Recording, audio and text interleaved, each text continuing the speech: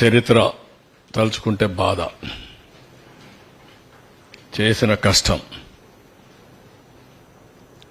టోటల్గా వృధా అయ్యే పరిస్థితి వచ్చింది.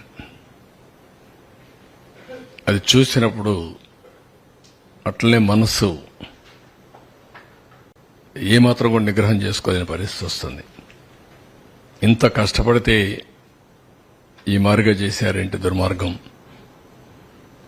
అంటే జాతి ద్రోహం. ఇది నాకు కాదు, నేను నిమిత్త మాత్రుణ్ణి, ప్రభుత్వం నిమిత్త మాత్రం.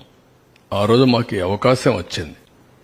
వచ్చిన అవకాశాన్ని సద్వినియోగం చేసి తద్వారా మళ్లీ ప్రజలు నిలదొక్కోవాలి, రాష్ట్రం నిలబడాలి అనే ఉద్దేశంతో ముందుకు పోయాం.